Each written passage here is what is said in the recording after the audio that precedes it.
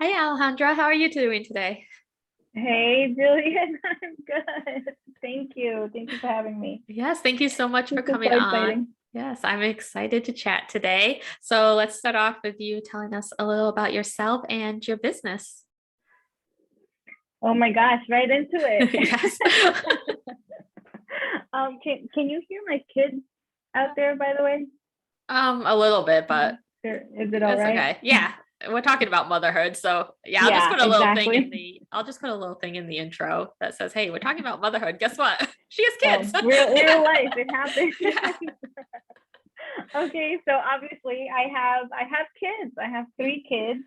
My name is Alejandra Gecevski, and I am a free birthing mama, which for me it means I've given birth outside of the medical system in my home with only my husband, and sometimes one of my kids was there, and it was the way that felt the most comfortable, the most aligned, right, and intuitive.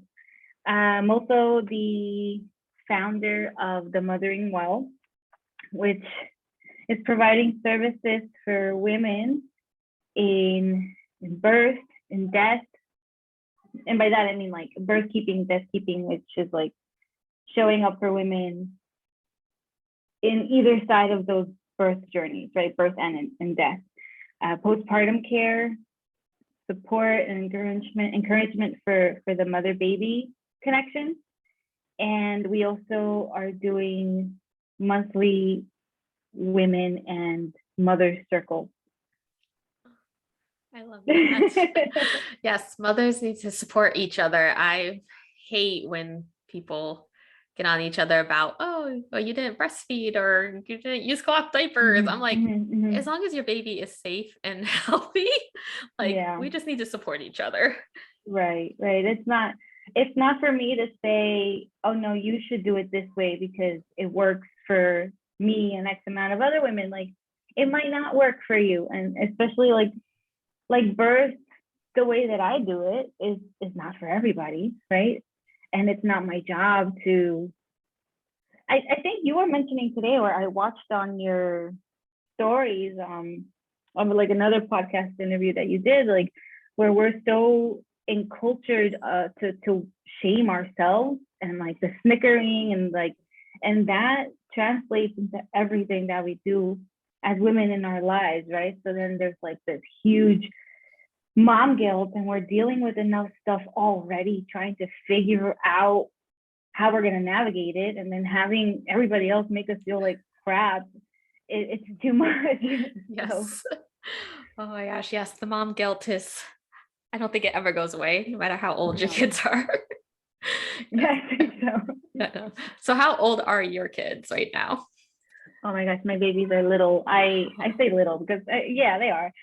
One is turning 5 soon in September, and then I have a almost 3-year old and an almost 2-year old. oh. So they're Yeah. tiny. Yes, I love the 3-year-old age. I don't know. It's just they were always discovering new things and everything was exciting and new. Yeah, it's true. It's true. Oh, let me see, my 3-year old. I like to say that he's my biggest teacher. Like he, like that's the best way that I can put it without saying he's the one that drives me the craziest. I'm trying to rework that, right? See from a better angle. But he's my biggest teacher. But he's like, he feels everything 1,000%, right? So his happiness is just pure excitement. His sadness is like complete heartbreak, and his anger is like rage, like full on rage. So out of all of my kids, I have different relationships with all of them, right? And would you say the same for yours? Like you love them all the same, but you kind of connect with them a little bit different and meet Uh, their needs differently. yeah. Yeah, I've learned a lot. I've learned a He's lot. your middle child. Yeah. Oh my gosh, that's my Yeah, middle yeah. child to a T. Is it? Also, yes, she is like, I've heard of yeah. stuff like that. Yes, you know what she is feeling because it is 1,000 times Oh, amplified. interesting. Yes. And I as a wonder what teenager, that's that's even more about. fun. Oh, yay. Yeah. So much stuff to look forward to. I Yes. love it. But it's been like that since pregnancy. Like even my pregnancy was so intense. And I'm like, why am I like feeling this way? Like I just had like this rage and like his birth was intense. And I remember like when I was like in transition, like I remember like holding on to my bed and just like cursing. I was like, ah, like, ah, I can't do this anymore. And like I visualized like his little baby body, like I visualized finding him, in this universe of birth world, right? And just like grabbing him by the hand, and there was like this stubbornness to him, and I was like, we're doing this together now. So nothing's changed. Yeah. Same Yeah. relationship. They show their personalities early. Yeah, it's not a joke. It really is true. Yeah. So So I know we've talked before how you have always wanted to be a mother, and that's how I felt too. And your decision not to go back to work, how have you dealt with a lot of people? I know you have started your own business now as you become a mother and your business is all around mothering. But how do you deal with some people who are like, well, you're just a mom, like it's not a tough job or anything? yeah. Oh my gosh, it's so underrated. And how can I even begin? So I have to go all the way back and say like growing up, like all the way back. Growing up, there had been many instances where I would hear, "You want to be a mom? Like, don't you want more for yourself? Don't you know?" And a lot of it was well intentioned from my elders around me in society of like their ideas, right? Like societal ideas of all of that stuff. So that kind of became a soundtrack, right? Like, oh, I have to want more for myself. Like I can't just have this. This is one of my core dreams, and I totally always like brushed it aside. So the soundtrack kept on playing on repeat, like in the back of my mind all the time, right? It's not enough. You have to want more for yourself, pick your career. What do you want to be? What do you want to be? And it's like this crazy pressure.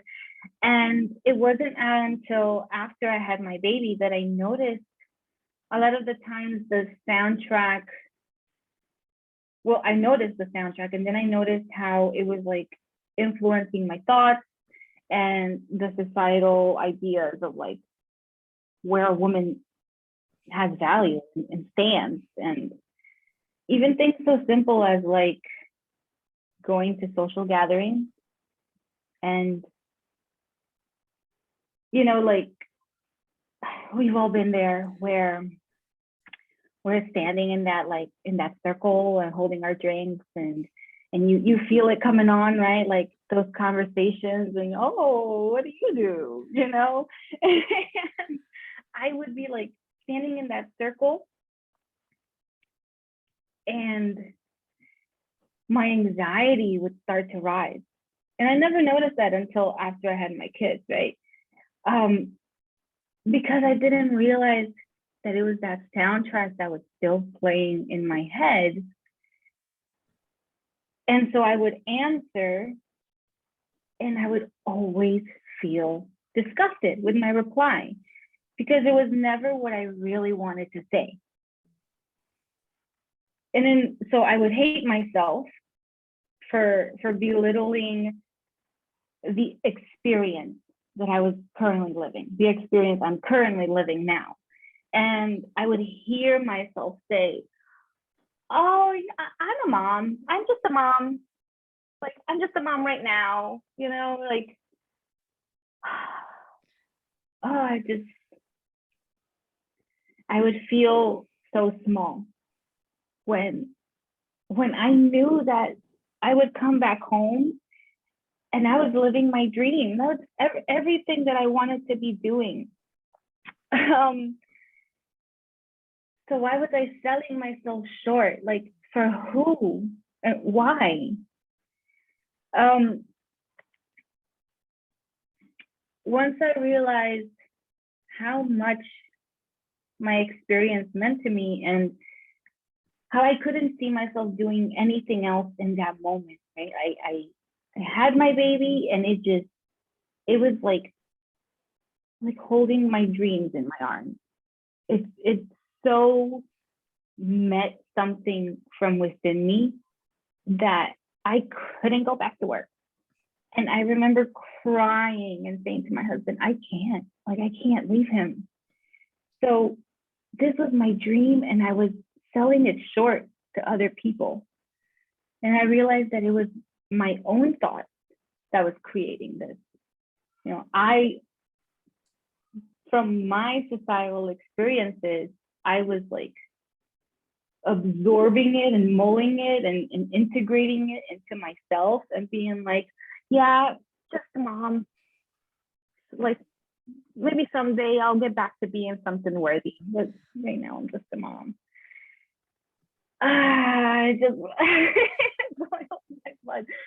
So when I realized how much the experience meant to me and how I couldn't see myself doing anything else, I started to set boundaries, and like things started to shift, right? So I realized that was my dream, right? When we all have these core dreams, and when we achieve those dreams, like other doors open, right? Like the podcast for you as an example, where when we're all kids, we I want to be a basketball player, or I want to be a chef or a photographer, and a lot of times those don't get realized because of those voices that get put into our own heads, right? And then those voices become our voices, and we're like chewing it over all the time, and we put ourselves down. Where am I getting at? I just lost my train of thought because I get so like into into this like feeling. Oh, okay, let me take a breath. No, you're doing great. Yeah. No, I can really like feel your passion behind what you're saying. Like, Oh, okay. I was talking about societal ideas, right? mm-hmm. There will always be societal ideas and people who will look down on your dream and say that it's not good enough. Yet once we set that boundary of, this is what I want to do, this means so much to me, we're not going to talk about it because I know that it's something I have to do. And so the same thing applies, at least for me, it applied in motherhood, because I would come home from these social gatherings and sit and have to like peel back the layers and like, why am I feeling this way? Why do I feel so disgusting? And it was finally like, it just dawned on me, like, this is what I want to do. This is my career. I'm choosing motherhood as my career, and it's going to be enough. Yes, I am just a mom. I'm going to wear that so proudly. I'm just a mom, because currently in this moment that I'm living, it's what's taking up all of my creativity, all of my time, my passion, my patience. I'm putting it all into here, and I'm getting so much out of it as well.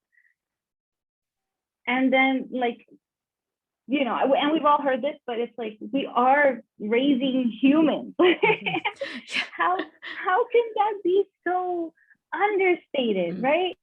We're raising people. Yes. The people who are going to go and create new laws and invent new things and have medical advancements. Like, this is what we're doing. Why is it just a mom? So like, I'm shaking because it's like, oh my God, this is so crazy.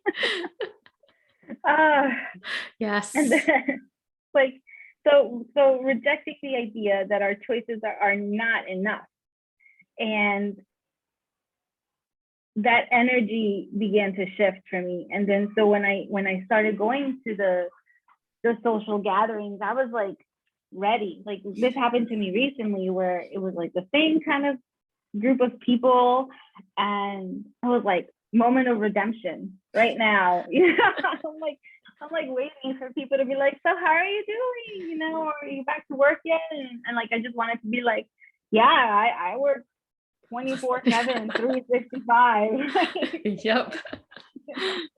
Oh, and it felt like once I started talking about it and my heart started like almost coming out of my chest, I felt so alive.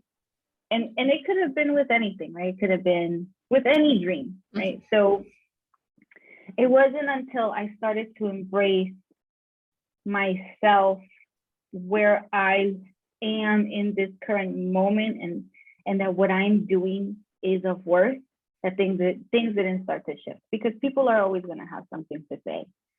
But it was that internalized stuff that I had to shift. Yes, you have to believe it first before other people will feel it. Yeah, and with anything. So heck yeah, I'm just a mom. Yes. Just like it's so easy. Like right. Oh, okay. I'm like, damn right. You try doing this. I'll talk to you in 5 years, Karen. I'll talk to you.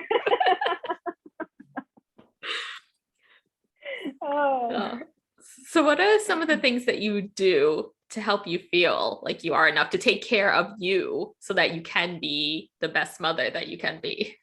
Oh my gosh, that's such a big question. What are the things that I feel like I'm enough? So like I said before, I think the most important thing was creating those boundaries around myself, my space, and even around some family. Where like I'm no longer going to allow certain external comments or fears or projections to enter the space, right, of my family core. And I'm not going to entertain anything that's been like unsolicited or that doesn't match up with my family values. So that one has been like super important. And then that way I'm not putting myself into situations where I want to people please. That the people pleasing has been so huge, and I can only speak to it coming from like a Latina's home and growing up, like it does exist, like that, the whole like machismo and the patriarchy and stuff like that, and not like get into any of that. But yeah, like I grew up hearing, the man is the head of the household and you wear the neck and things like that. So you have to be submissive and put your needs last and others first, and that it doesn't create an environment where you're using your voice and you're standing up for the things that you want to do. So boundaries was so hard for me, and gosh, it could have saved me from so many terrible situations. But I wouldn't be here, if none of that had happened. But so once I realized I'm not going to be people pleasing anymore, and I'm not going to put others' happiness before me, as I guess it sounds terrible when you say it like that, but what I mean is like, do you know what I mean? Yes. Yeah. You have to put yourself first sometimes. It's not selfish to put yourself first, because putting yourself first is what's going to make you be able to give to other people.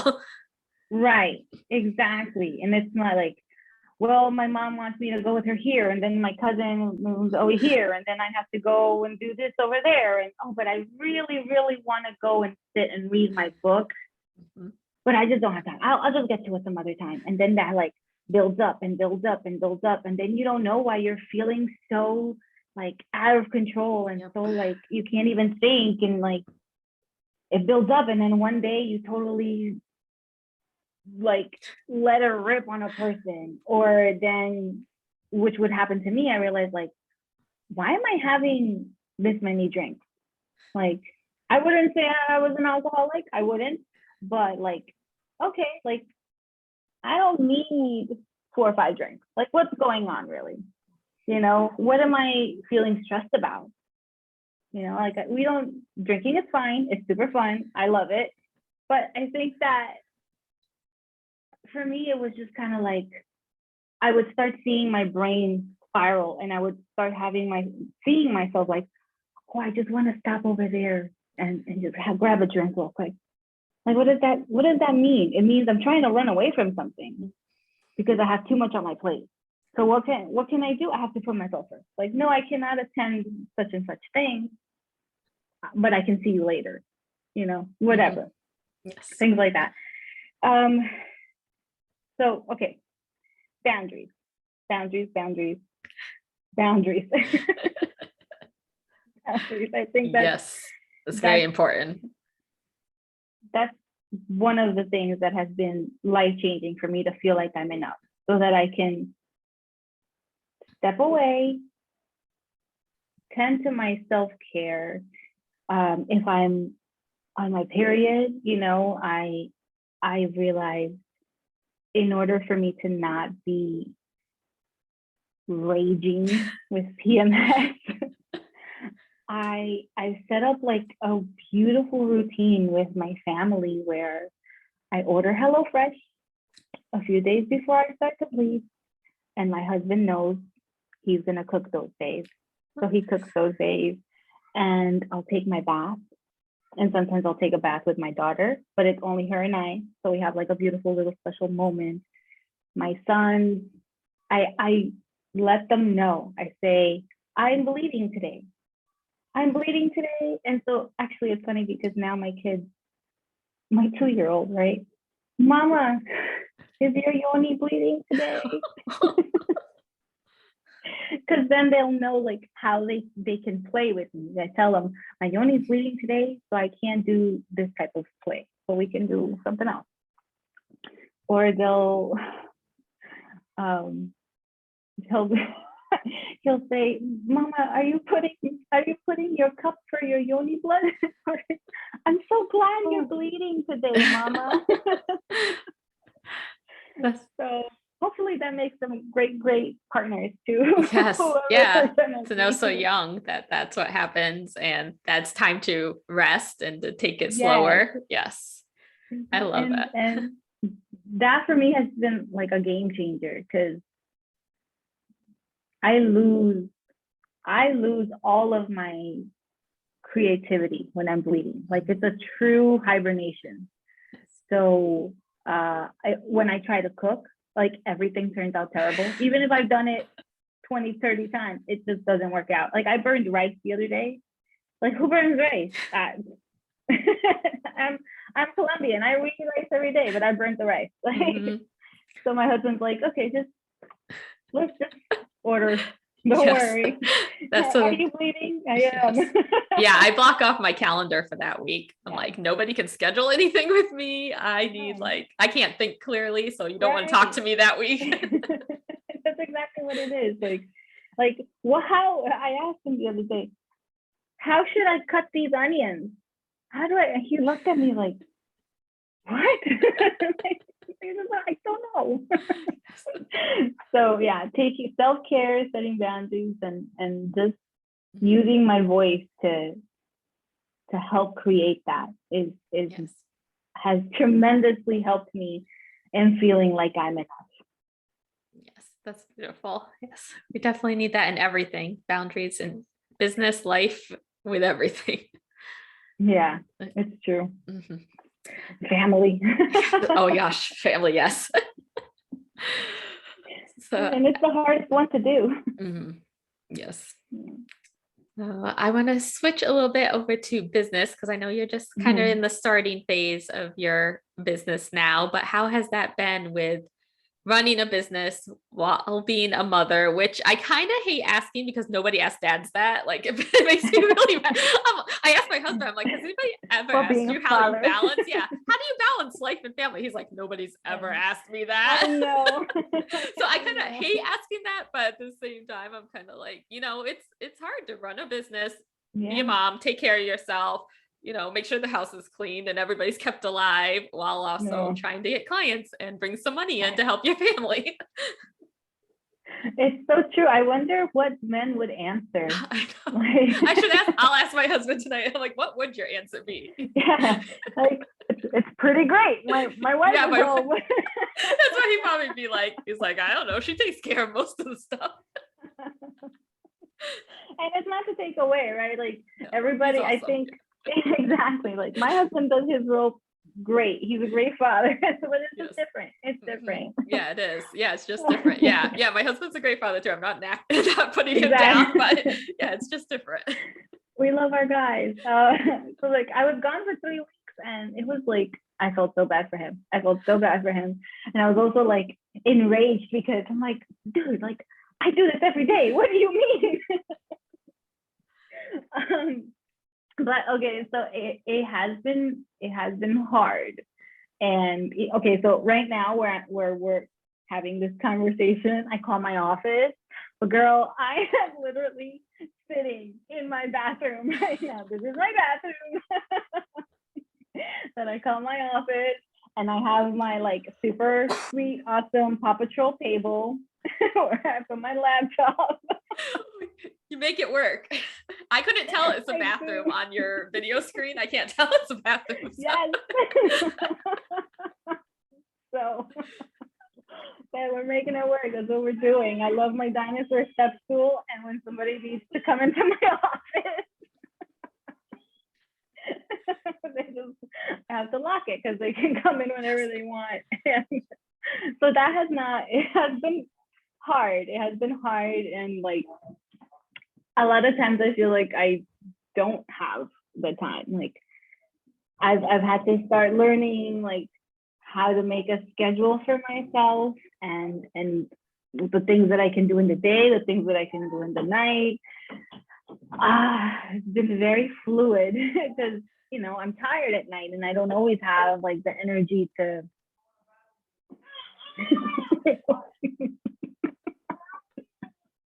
It's okay. This is it. It is what it is. So let me just so I'll have like this voice that comes into my head that's like, this is too much.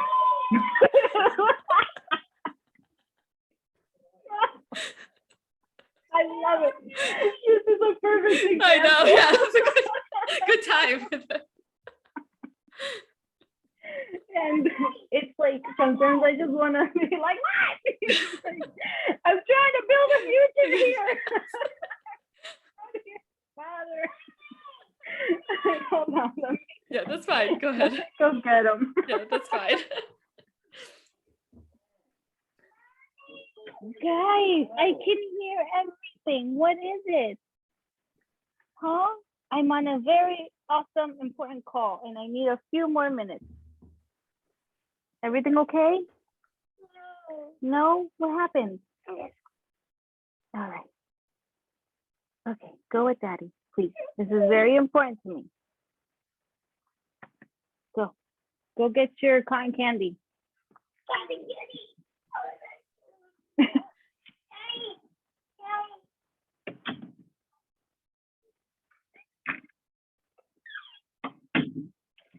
Bribery is the key. Yes, it is. Oh my gosh, how do I do it? I don't even know. You just did. You said, wait a minute, I need to go check on my kids, make sure everything's fine. And then you come back, you take a breath, and you get back into it. Exactly. Because I mean, this is why I'm doing it. It's for my kids, and I wouldn't be here without them. So gotta put them first. Yes. That was fun. Now they're eating cotton candy, so they should be back in like 10 minutes. It's all good. Okay. Well, we'll be done by then. I gotta pick up my son at 3:30 from school, so we'll be good by then. Oh yes, it's 3 o'clock over there now. Yeah. Yeah. So, did you want to continue with that? We can just leave it with that. What else can I say? Yeah, I think that's about I'll make it as work. perfect as gonna get. Okay. I'll make it work. Balance, fluidity. You can't take anything too serious. Exactly. Just Communication flow with it. with my husband. Yeah, try to work with our schedules and give it my best. Mhm. Give it my best. Every day is different. Yes. Never know what life's gonna throw at you. Yeah, it's true. Yes. So, So, drink my lemon water and call it a day. yes. So this next little segment is just a few questions that I ask every guest. So do you have a favorite mindset book or even like a motherhood book, since that's your specialty? Oh man. It's perfect. It falls kind of into one. And I'm still reading it. I haven't finished it, but it's called, I have it here. Sunlight for a Rainbow. Have you heard of it? No, I haven't. Oh my gosh, I'll show it to you. Sunlight By for a Rainbow. Oh. Layla Verban. I'm probably butchering it. It is, so she's on this journey of a totally wild pregnancy, which means like no prenatal care, she's very intuitive, living on like, I believe an island in Hawaii, her and her partner. Literally like living outside. And which is a bit much for me, but it's a beautiful dream to have, right? She just goes through everything that comes up for her as an individual, as a woman experiencing pregnancy, and like all the thoughts in her head that is like that narrative that we constantly get, that the little voice, and she starts noticing like, okay, well, this is an emotion. How can I be present for this emotion and also not allow it to control my entire day, my entire way of thinking, and then like having it and then just still continuing to be present in that moment. And it's been, oh my gosh, it's like such a light read, but it's so nice. It's so beautiful. Oh, sounds really good.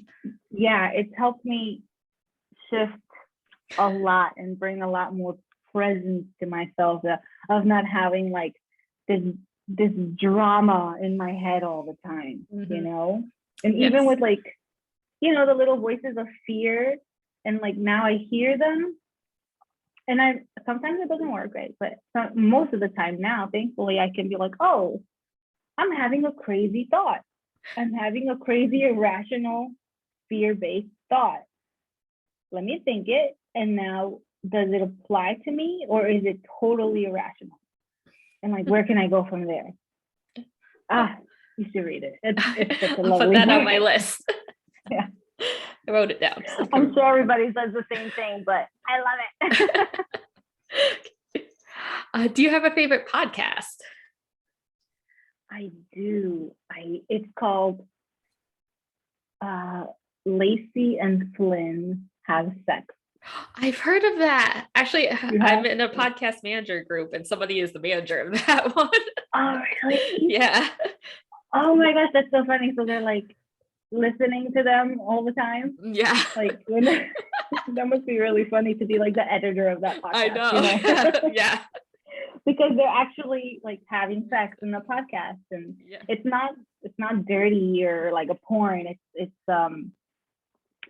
It's about connecting with your partner, and at least for me, or at least what they're conveying is, just because we're married doesn't mean that our passion for each other has to die. Like, we're all so fed this idea that, oh yeah, that's just what happens. You don't have to have sex with your partner because once you get married, there's no more sex unless you're trying to have kids. Right. Or like once in a blue when the moon strikes and the moon is full and the clouds aren't over them. Like, I don't want that. I don't want that. And I'm not my best person when I'm not connected to my husband.